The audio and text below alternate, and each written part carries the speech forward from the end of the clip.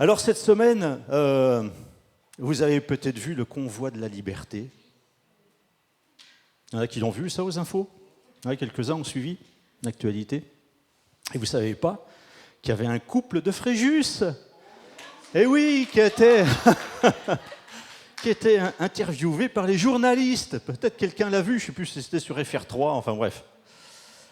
Et c'était un couple d'une soixantaine. Et on va dire ils sont à la retraite, ils avaient le temps de faire le voyage. Et puis ils interrogent. Et puis la dame, elle dit « Ah mais de toute façon, moi, je ne me suis même pas posé la question. Avec tout ce qui se passe, l'essence qui augmente, le pass vaccinal, etc. » Il dit « On n'en peut plus. » Alors moi, je ne me pose même pas la question, ma place, elle est là. Et montait dans son camping-car avec son mari et en route vers Paris. Malgré qu'ils n'avaient pas l'autorisation de la préfecture pour faire la manif et que les gendarmes étaient en travers de la route, etc. Il dit, nous, on y va. Il dit, je ne me pose même pas la question, ma place, elle est là. Et ce que je voudrais voir avec vous ce soir, c'est ça. J'étais à mon poste. J'étais à ma place, pas dans le convoi de la liberté, quoique il y a un autre convoi pour la liberté. Et ça ne monte pas à Paris, ce convoi. Hein? On trouve cette phrase, alors c'est moi qui commande, c'est ça? Alors il faudrait que je sache. Nicolas, il m'a donné un truc, mais je ne sais pas le faire marcher. Ah, voilà, merci bien. Et après, j'appuie. Ici, ok, merci bien. Voilà. Habacuc, c'est un petit prophète, enfin, qui est placé dans les petits livres des prophètes. Il dit « J'étais à mon poste. Et je me tenais sur la tour, je veillais pour voir ce que l'Éternel me dirait et ce que je répliquerais après ma plainte. L'Éternel m'adressa la parole et il dit « Écris la prophétie. Grave-la sur des tables afin qu'on la lise couramment. Car c'est une prophétie dont le temps est déjà fixé. Elle marche vers son terme et elle ne mentira pas. Si elle tarde, attends-la, car elle s'accomplira certainement. Voici, son âme s'est enflée, elle n'est pas droite en lui, mais le juste vivra par sa foi. » Waouh! J'étais à mon poste. Habacuc, c'est un prophète contemporain de Jérémie, Ézéchiel, Daniel, environ 600 ans avant Jésus-Christ. On sait peu de choses sur lui. Il a écrit 3 chapitres, ça se dit en un rien de temps. Et il écrit quelque chose de la part de Dieu. Écrit. Grave, afin qu'on la lise couramment. Écrit, grave. En fait, écrire une chose, c'est bien, l'aggraver, on va dire, c'est encore plus profond. Tout ça pourquoi? Pour éviter que la parole ne se perde. Quand la parole, on va dire, est gravée sur notre cœur, alors on ne peut pas la perdre. On peut nous prendre les Bibles, on peut brûler les Bibles. Elle est gravée en moi. Il est écrit que, comme dans les épîtres de Paul, où il est écrit que en fait c'est inscrit sur nos cœurs. Les tables de notre cœur, gravées. Ça ne peut pas s'altérer. Quand c'est gravé, l'autre jour je regardais une émission sur les Huguenots, peut-être il y en a qui l'ont vu. Et en fait, à la tour de Constance, Marie Durand, qui a gravé avec ses ongles dans la pierre, résisté, 38 ans enfermée dans la tour de Constance. 38 ans. Elle l'a gravé dans la pierre. Des décennies plus tard, on voit toujours le mot « résister ». Le Seigneur veut que sa parole soit écrite dans nos cœurs. Il veut même qu'elle soit gravée dans nos cœurs. de façon à ce qu'elle perdure, qu'elle ne s'altère pas, qu'elle ne se perde pas.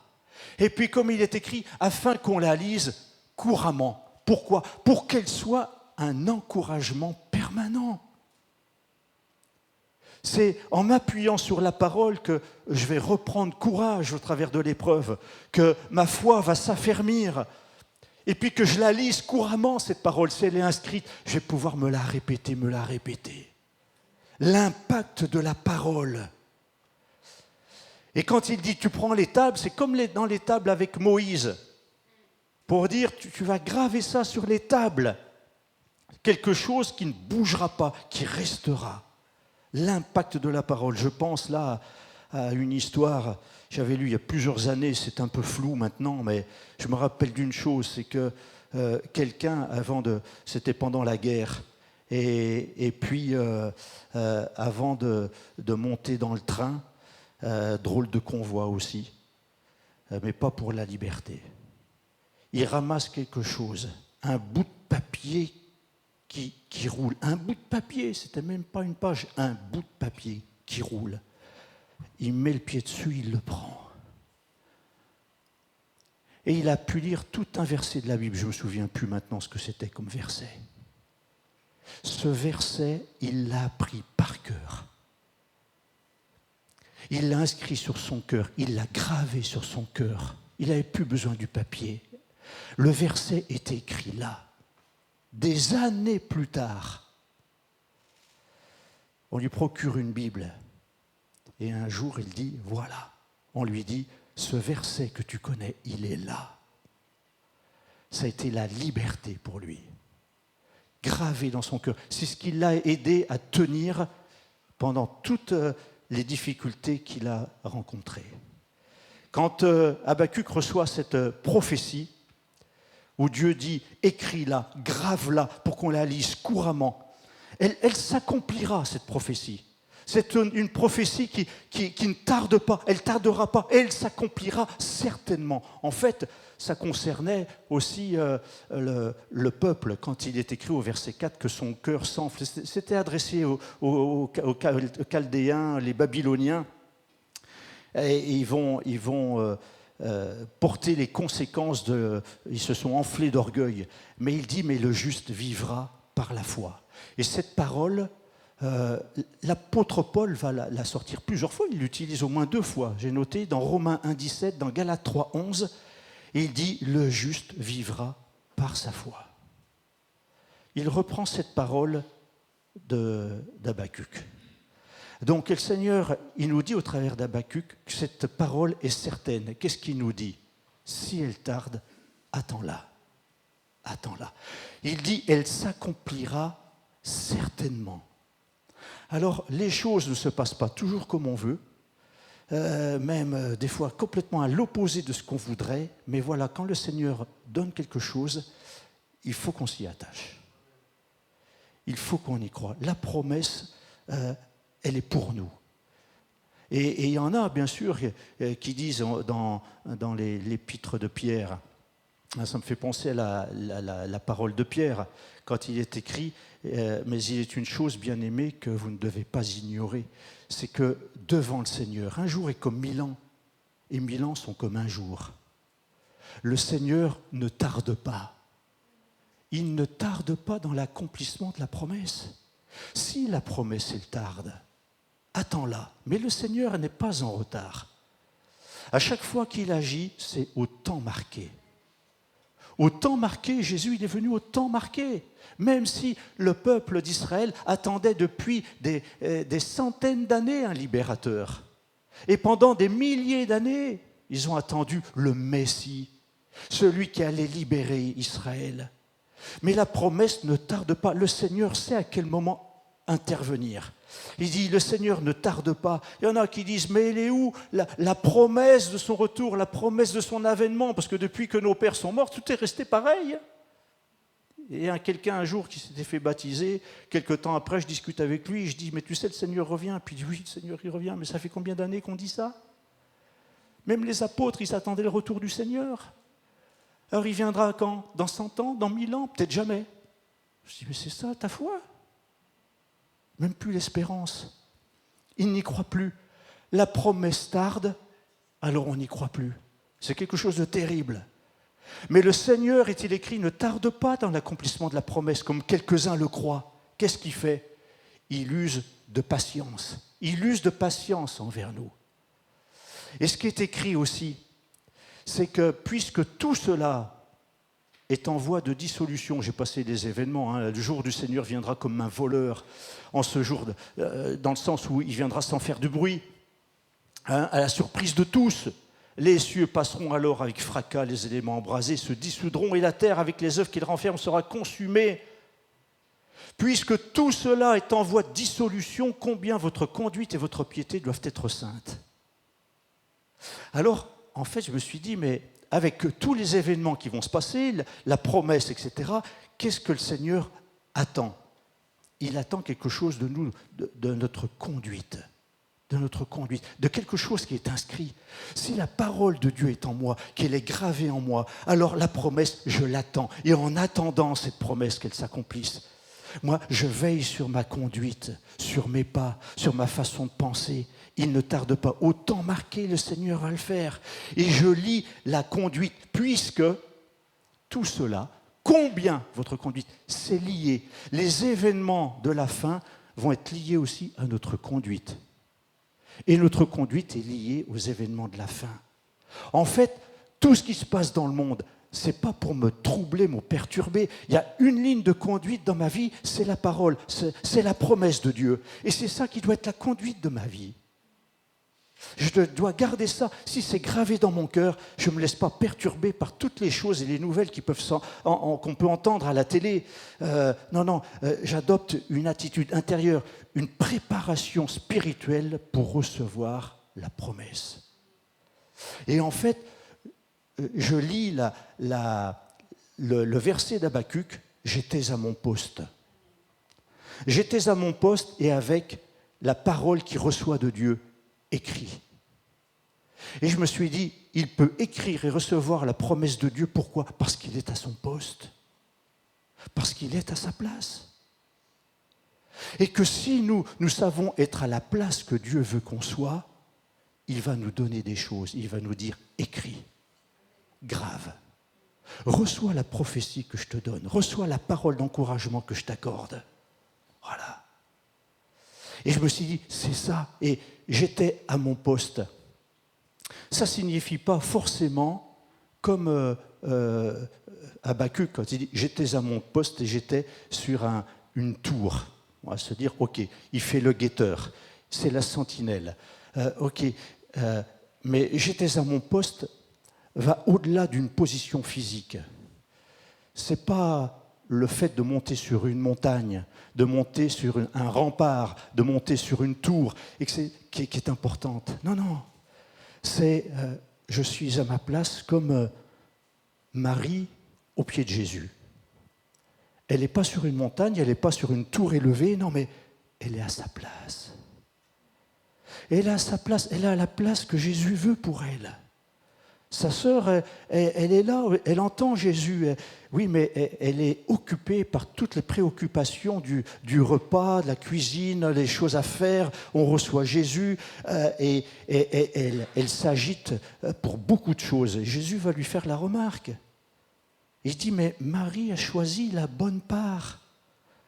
Cette part ne lui sera pas ôtée. Elle ne lui sera pas enlevée, cette part. Elle est à sa place. Elle est à son poste. C'est pourquoi elle reçoit la parole qu'elle entend. Elle la reçoit. Toi, tu ne la reçois pas. Pourquoi? Tu es affairé. Tu as toutes tes affaires. Tu as tellement de choses à faire que la parole, tu l'entends d'une oreille distraite, mais tu ne la reçois pas. Au point même que tu es aigri contre ta sœur. Pourquoi? Parce que la parole que tu aurais dû recevoir, elle passe à côté, elle rentre par une oreille et sort par l'autre. Il n'y a rien qui reste en toi. Pourquoi? Parce que le Seigneur, il voudrait que tu t'arrêtes un moment. Arrête de t'activer. Arrête de t'affoler tout le temps, de courir ici et là. Prends un temps pour te poser. Prends un temps pour t'arrêter. Elle est assise au pied du Seigneur, est-il écrit, et elle écoutait sa parole. Jésus va dire à sa sœur, tu sais, Marthe, une seule chose est nécessaire.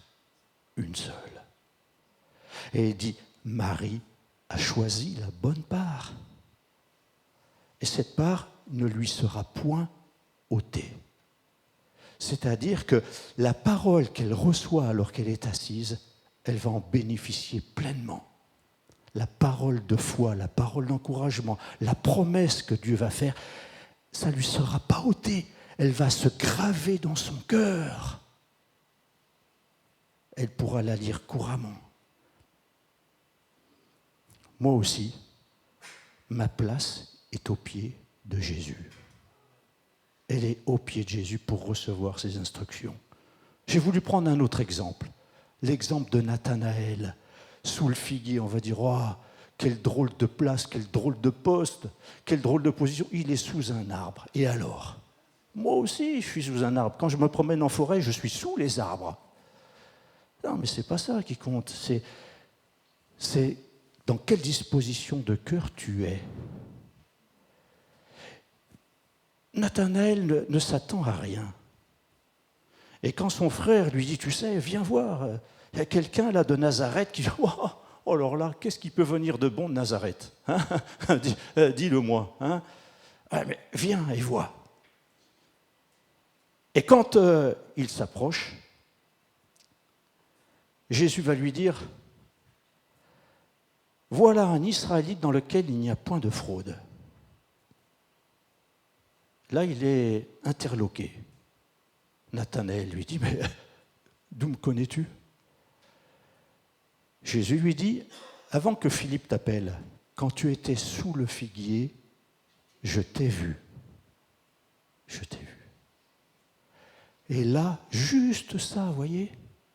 Juste cette parole, je t'ai vu, il est complètement confondu. Il est confondu. Lui qui pensait quelques minutes auparavant en disant « Mais qu'est-ce qui peut venir de bon de Nazareth ?» Là, d'un seul coup, il dit « Rabbi, maître, tu es le Fils de Dieu, tu es le roi d'Israël. » Wow, quelle confession! Il a reçu quelque chose là. Et puis pour un Israélite, c'est important. En fait, il dit deux choses. Tu es le Fils de Dieu. Pour un Israélite, il fallait le faire. Dire que le Messie, le Fils de Dieu, tu es le Fils de Dieu, tu es le roi d'Israël. Wow. La confession d'un Israélite est la confession de quelqu'un qui est déjà sur le chemin de la conversion. Tu es le roi d'Israël. Oui, il y en a eu des rois en Israël. Oui, mais tu es le roi. Au-dessus des autres rois, tu es le Fils de Dieu. Et là, on voit que juste cette parole de Jésus, on ne sait pas ce qui se passait sous le figuier. On ne sait pas. Seulement Jésus le dévoile.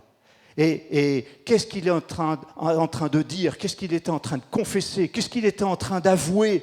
Quelle était sa demande? Quelle était la requête qu'il faisait auprès de Dieu sous cet arbre-là? En tout cas, quand Jésus lui dit, quand tu étais sous le figuier, je t'ai vu, il est dévoilé. Il est confondu. Il se dit, alors il sait tout. Il sait ce que j'ai dit. Il sait ce que j'ai proclamé. Il sait ce que j'ai confessé. Il sait tout. Je t'ai vu dans tes pensées, je t'ai vu dans ton cœur, je t'ai vu entièrement, tu es complètement dévoilé. Waouh, il était à sa place. Il était à sa place sous le figuier. Vous comprenez ? Même si nous sommes à la place ici, sur une chaise, dans le bâtiment qu'on appelle une église, on le sait bien, on l'a entendu dimanche, l'église c'est nous les pierres vivantes. On va dire je suis à ma place, mais il n'y a pas qu'ici. Au pied de Jésus, sous un figuier, j'ai pris un autre exemple, dans la chambre. Je suis à ma place quand je suis dans ma chambre et que je prie. Je suis à ma place et Dieu veut me donner une parole. Et là, tu entres dans ta chambre, tu fermes ta porte et tu pries ton Père qui est là dans le lieu secret. C'est ton lieu secret. C'est ta place. C'est ce que Dieu veut, Matthieu 6, verset 6. Et ton Père qui voit dans le secret te le rendra. Il voit dans le secret. Tu es dans le lieu secret, il te voit. Il te voit. Je me rappelle d'un collègue pasteur qui faisait la colo. Il était tellement pris, tellement débordé, appelé tout le temps ici et là, etc. Il n'avait pas une minute à lui. Il est parti s'enfermer dans les toilettes. C'était là sa place. C'était là sa place. C'est là où il a pu parler à Dieu. Il dit, personne ne viendra me chercher là. Je suis bien là. Il avait un bon siège. Et puis là, il s'en remettait à Dieu. Et il n'a pas été dérangé, en effet. Il était à sa place, là. Vous comprenez? Ce n'est pas l'endroit, la montagne, une tour élevée, un rempart, quelque chose qui attire les regards. Non, c'est dans ta chambre, personne ne te voit. Voilà. Et là, tu te tiens au pied de Jésus. Quand j'œuvre pour le Seigneur, je suis à mon poste. Je fais quelque chose pour le Seigneur. Dans Matthieu 24, 45, quel est donc le serviteur fidèle et prudent que son maître a établi sur ses gens pour leur donner la nourriture au temps convenable? Il est écrit, heureux ce serviteur que son maître à son arrivée trouvera faisant ainsi. Je vous le dis en vérité, il l'établira sur tous ses biens. Mais si c'est un méchant serviteur qui dit en lui-même, mon maître tarde à venir, la promesse ne vient pas, et il se met à battre les autres, à manger et à boire avec les ivrognes en disant, le Seigneur, il revient pas. Il tarde, ça ne se fait pas, alors mangeons, buvons. Et puis voilà que le maître de ce serviteur vient le jour où il ne s'y attend pas. Et à l'heure qu'il ne connaît pas, il le mettra en pièces et lui donnera sa part avec les hypocrites, où il y aura des pleurs et des grincements dedans. Waouh! Ma place, c'était quoi là, la place? C'était dire, non, le Seigneur tarde, mais en attendant, je veux que quand il reviendra, il me trouve en train de travailler. Qu'il me trouve à ma place, qu'il me trouve à mon poste, qu'il me trouve en train d'œuvrer pour lui, pour dire, Seigneur, voilà ce que j'ai fait. Voilà les talents, tu m'as donné un talent, ben voilà, je l'ai fait fructifier, j'ai fait en fonction de ce que tu m'as donné, de toutes les capacités, et jusqu'à ce que tu reviennes, Seigneur, eh bien, moi je vais continuer de travailler. Même s'il tarde à venir, même si la promesse elle tarde, je reste à mon poste, je reste à ma place, je fais la volonté de mon Dieu. Quand je fais sa volonté, je suis toujours à ma place, je suis toujours à mon poste, c'est ça que Dieu veut. Je fais sa volonté. Le Seigneur dit aussi que nous faisons un corps. J'ai ma place dans le corps de Christ. Oui, mais moi je suis insignifiant, moi je ne fais rien dans l'église. Moi je ne m'occupe pas des enfants, je ne m'occupe pas de la chorale, je ne fais pas de la musique, je ne fais rien, je ne distribue pas des prospectus, je n'évangélise pas, je ne fais rien. Et voilà. Mais attends, tu fais partie du corps de Christ ou tu ne fais pas partie du corps de Christ? Si tu fais partie du corps de Christ, alors tu as ta place. Il y a beaucoup de membres dans le corps. Ouais. Et chaque membre a sa place. Et Dieu, est-il écrit, a placé chaque membre comme il a voulu à sa place. Donc ne dis pas je suis inutile. Arrête de te voir avec les yeux de la défaite, de la dévalorisation, du découragement, de l'inutilité. Mais arrête. Non, le Seigneur, il a tout à fait un autre regard.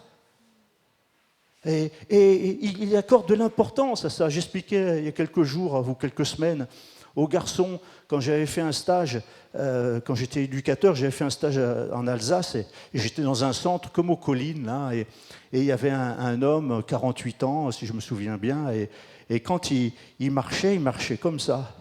C'est pas qu'il avait des chaussures neuves et qu'il ne voulait pas les abîmer, non, c'était qu'il n'avait plus d'orteils.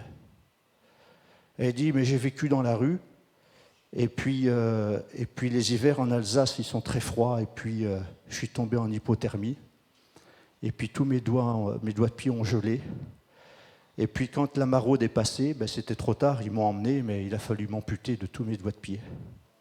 Et puis il marchait comme ça. Je dis, mais purée, mais les doigts de pied, on ne les voit jamais, sauf en été. Mais c'est drôlement utile finalement, parce que ça nous permet ça nous permet de nous élever un peu. C'est tout petit, c'est insignifiant, mais ça me permet de rebondir. Ça me permet de prendre de l'élan quand je marche. Quand on avait fait une rando, on avait été dans le Mercantour. On s'était perdu. C'était terrible. Il était 22 heures, on était dans la neige. On n'a jamais trouvé le refuge. Je pensais faire un igloo. Et je me suis dit, on va faire un igloo, on va passer la nuit comme ça. On était tous trempés. Il tombait de la neige fondue toute la journée. On était trempés. Ça avait fini par traverser nos vêtements et tout. Et puis, un des résidents qui pète un plomb. Il pète un plomb. Et là, dans sa colère, dans sa furie, il enlève ses gants et il les jette. Et puis après, il dit « j'ai froid. » Alors, je vais chercher ses gants. Et en fait, c'était un garçon qui n'avait plus d'ongles aux mains. Nous, on avait froid, mais dans nos gants, même si les gants étaient trempés, on n'avait pas froid aux mains. Mais lui, un froid tel que ses bouts de doigts, les premières phalanges étaient toutes blanches. Je dis, oh là là, il dit ça, il va tomber en hypothermie.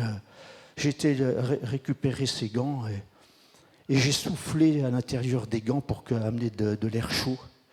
Et puis après, je lui ai dit, vite, enfile-les. Puis il a dit, ouais, ça fait du bien et tout. Chaque membre à sa place, tu es important dans le corps de Christ. C'est lui qui t'y a placé. Tu as ta place. Tu es à ton poste dans le corps de Christ. Arrête de voir toujours les autres comme étant tellement au-dessus de toi, avec tellement plus de capacité. Ils ont le droit aux honneurs et tout, mais il dit, l'apôtre Paul, il dit, mais il faut que les membres les plus faibles, on en prenne soin, d'autant plus qu'ils se sentent faibles. Ils ont besoin d'être entourés, ils ont besoin d'honneur. Tu as ta place. Alors, comme un corps, on recherche l'édification. Elle est là, notre place, dans l'édification mutuelle, dans l'encouragement mutuel. Que chacun de nous plaise au prochain pour ce qui est bien en vue de l'édification. Je suis à mon poste quand je recherche le bien du corps, quand je recherche le bien des autres membres. Je suis à ma place. Je suis à mon poste. Je fais ce que Dieu attend de moi. Et il va m'encourager, il va me donner une parole pour dire « écris ça, grave ça » pour que tu t'en souviennes et qu'elle soit un encouragement pour toi quand tu passeras par les moments difficiles. Et puis on pourrait multiplier les exemples. Je pensais à Jean-Marie au pied de la croix. On l'a chanté tout à l'heure, ou quelqu'un l'a dit dans la prière, je ne me souviens plus, notre place, c'était la croix, notre place. C'était notre poste. Jésus, il est mort à notre place, c'était ma place, la croix. J'aurais dû mourir. Et il est mort pour moi. Notre place, en fait, elle est dans le cœur de Dieu. Notre place, on est à notre place, on est à notre poste dans le cœur de Dieu parce qu'il nous a tant aimés. C'est là qu'est notre place. Là, on ne se trompera jamais. Jamais. Quand on est dans le cœur de Dieu, quand on est dans sa présence, on est bien là, on est rassuré, on est protégé. Quand on voit toutes les expressions qu'on retrouve dans la Bible, beaucoup dans l'Ancien Testament, où il est parlé de cet aigle qui nous prend sous ses plumes, ce rempart, ce protecteur, ce bouclier, ce refuge. Mais c'est pour nous abriter, pour que se sente à notre place, pour dire « qu'est-ce que je suis bien ?» Pierre, Jacques et Jean, quand Jésus était transfiguré, ils disent « c'est bien que nous soyons là. Il ne faudrait plus qu'on bouge, on va planter des tentes, on va rester des jours. » À notre place, c'est de la présence de Dieu. Et nous avons besoin de ça. Notre réconfort, il sera là, toujours dans la présence de Dieu, à l'écoute de sa parole. C'est ce qu'il nous faut dans ces temps tellement troublés et perturbés, être rassurés, réconfortés. On a besoin. Notre place, elle se trouve aussi dans le royaume. Ça va loin, en fait. Il nous a délivrés de la puissance des ténèbres et nous a transportés dans le royaume de son Fils bien-aimé. Waouh! Il nous sort des ténèbres, de la boue du péché, et son plan, sa promesse, c'est de nous emmener là où il est. Et Jésus nous en a fait la promesse. Je reviendrai vous chercher, afin que là où je suis, vous y soyez aussi. Ah oui, mais quand, Seigneur, tu tardes? Non, je ne tarde pas. Autant marqué, je viendrai. Toi, écris, garde-la, grave-la la promesse. Je reviens te chercher. Je suis parti te préparer une place. Tu as ta place dans le royaume. Tu as ta place. Et je reviendrai pour te prendre avec moi, afin que là où je suis, tu y sois aussi. Et le Seigneur, c'est ça. Il nous transporte dans le royaume de son Fils. Et c'est pour ça l'apôtre Paul, il dit, mais nous sommes assis avec Christ dans les lieux célestes. Voilà notre place. Voilà notre poste. Waouh, c'est bon ça. Et jusque dans l'Apocalypse, à celui qui vaincra, je ferai de lui une colonne dans le temple de mon Dieu, il n'en sortira plus, c'est fini. Il n'en sortira plus, c'est sa place pour l'éternité. Il a sa place dans le temple de Dieu, dans l'église, avec Dieu, une colonne. Waouh, Seigneur, alors je suis planté, hein, là, le décor est là, je suis planté dans le décor et je ne bouge plus. Hein, j'y suis pour toujours, mais c'est ça, il n'en sortira plus. J'écrirai. Comme il disait au prophète, écris, grave, il dit, j'écrirai sur lui, je le graverai, le nom de mon Dieu, le nom de la ville de mon Dieu, de la nouvelle Jérusalem qui descend du ciel d'auprès de mon Dieu, et mon nom nouveau. Je vais l'écrire sur toi, je vais le graver sur toi. Ça ne s'altérera pas, ça ne disparaîtra pas.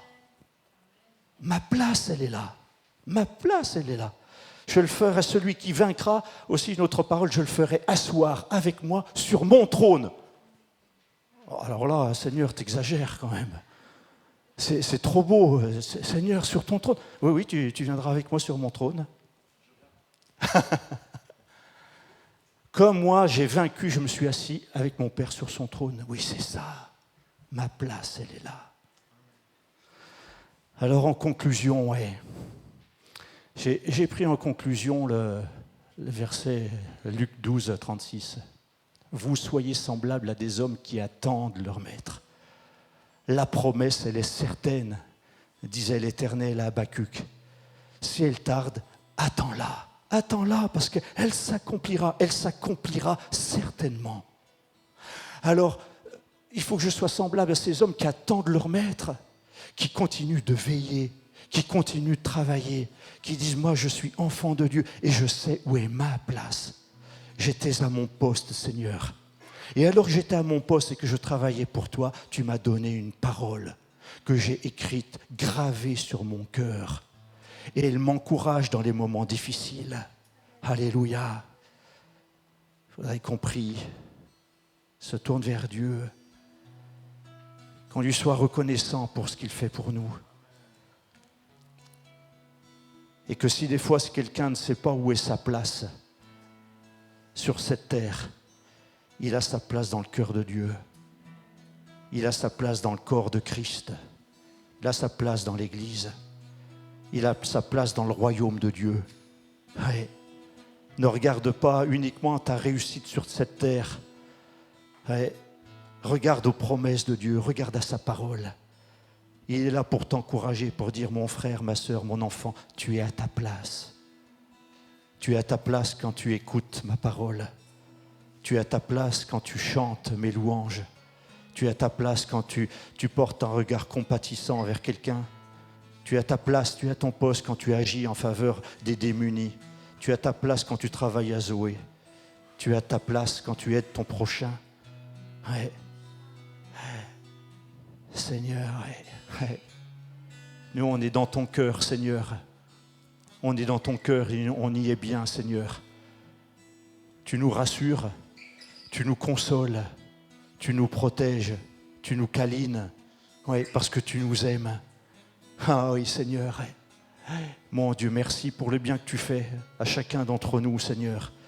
Tu sais parfois les moments de doute, les difficultés qu'on peut traverser, mais ta parole est un réconfort pour nous. Ta présence nous rassure.